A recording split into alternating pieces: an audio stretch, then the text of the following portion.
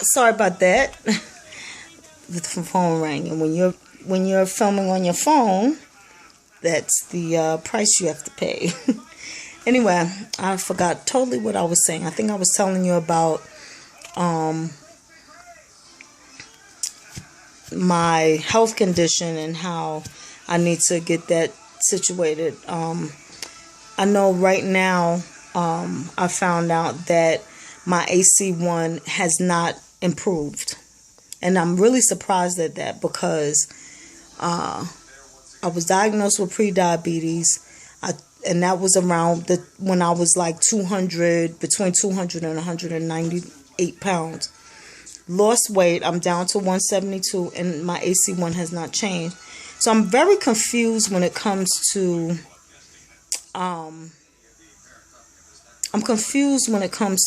how they decide or how the results from your blood work works. Like if it's 3 months before and all of that stuff. If you know anything about that, please enlighten me because I'm confused. I really don't understand how it works. I thought that it was right away, like it's telling you about your health right then and there. I didn't know it has something to do with your health months before or weeks before or whatever. So that is interesting and kind of confusing because right now, am I pre-diabetic? Because 3 months ago, yeah, I could have been. Because 3 months ago, I was still 180 something pounds. That's the thing. So I don't know.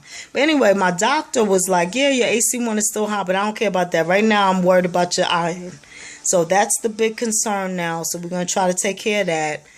The other concern is she's wondering if I have a gallstone. Of course, I'm going to have to get a hysterectomy, and I'm trying to wait until December to do that. But I have to have my iron up by then, or they're not going to do it. So that is the update on my health stuff. Weight is still the same. I have been eating terribly. And I don't know why. I'm not stress eating. Well, maybe I am stress eating. I don't know. I just know that I've been making not horrible choices, but I'm definitely not keto right now. I think I'm more low carb than keto. I'm not eating, let me fix myself. I'm not eating sugar or anything still. I'm still not eating junk food. I'm still not eating fast food, like, McDonald's and stuff. But I'm eating like, let me give you an example. So I made my son some sliders. And I bought the little potato bread slider thingies to put the burgers in. I ate one with it. Bread has snuck back into my diet. I went to Panera Bread. The name alone says that I shouldn't be in there, right? And I had a breakfast sandwich. It was so what I do is, because they have their own way to make it, but you can tell them what kind of sandwich, what kind of bread you want. So I always get either the bacon or the sausage, egg with cheese on their flatbread, which is like some kind of whole grain bread. And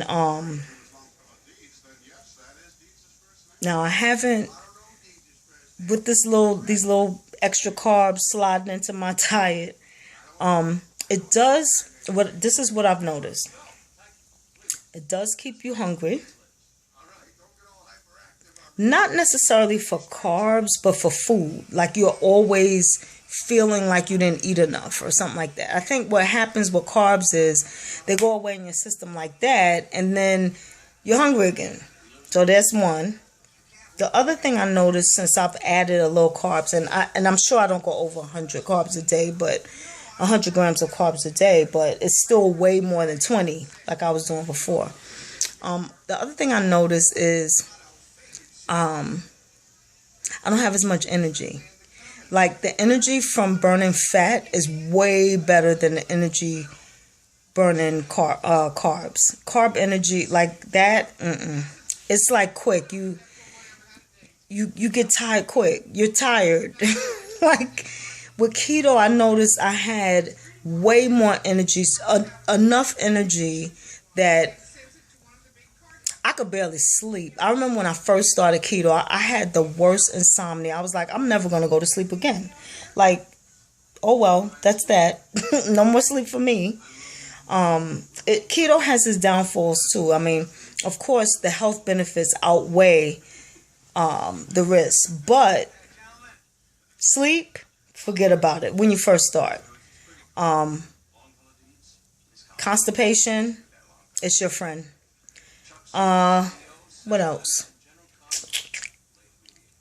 Electrolytes, yeah, you're gonna have to figure out a way to get those. I mean, I get the worst spasms in my legs from electrolyte issues. It's bad, real bad. I have to take magnesium, potassium, sodium. It's like all the things that you learned back in the day where say you can't have a lot of sodium, you can't have a lot of fat. You need to have a pork chop with a whole bunch of salt on it when you're on keto. Like for real. I would just have a plate of meat. Because, see, the weird thing about keto and the VSG is that you can't eat a lot. So, for me, having a salad or something and or vegetables, that fiber, oh my God. Like, I went out to eat with a friend last night. I ordered the meatloaf. They had meatloaf with pork sausage and it was really nice. And I ordered like steamed green beans. I ate like 2 green beans and I was like, really? So with keto, it's like for me, I can only speak for myself. I will only eat meat because meat I could get the meat down, you know? If you eat meat and vegetable, especially if it's like broccoli, forget about it. And the only vegetable I could eat is if I took the cauliflower and mashed it, like made cauli mash. That was the only way. Broccoli should be by itself. Like you can't, broccoli is like meat. You can't eat it by yourself, but with meat. You know, like tonight I'm going to have steak. I can only eat a plate of steak. You know what I do? I eat a plate of steak. I have steak and I have ranch dressing and I dip it in there and eat it. Like that's dinner. So for me, keto was weird because it was like mostly protein, even though you're not supposed to have. In keto, you have high fat, moderate protein, and low carbs. For me, it was moderate protein and moderate fat and low carbs. I could not get the fat and the protein up. And they want you to eat your protein. You can't like have a protein. You can have a protein drink, but they rather you eat whole foods. They rather you have meat as your protein. So bacon and eggs was my friend, but I can't eat a lot of it. I can have like 2 strips of bacon and maybe 1 egg. That's it. And forget about it if I'm putting butter. Butter makes you so full, forget it. So it's interesting. It's very interesting, but I like it. I like that way of eating. I think it's a great lifestyle. Of course, I've let the carbs creep in, but it's not. I'm so used to not having a lot of carbs that it don't bother me. I still walk past the popcorn. I still, I'm still not eating bad. I wonder if I'll be able to get back to that 20 grams again. Now that I know that I can eat up to 100 grams and not gain weight, I'll probably never be able to get back down to 20 again. I don't know. I hope so.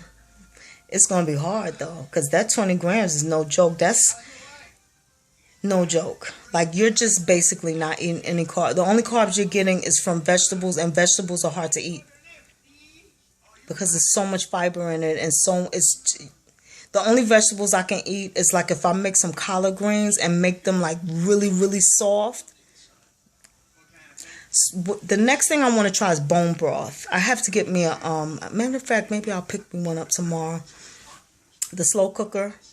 I heard bone broth is excellent. It's like a tea. So I'm going to try that. That's a nice keto dish. I heard it's very filling. It's very good for you.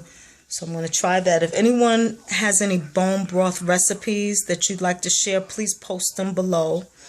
I want to say hello to all the new subscribers, old people who's just stopping in. And thanks. Bye.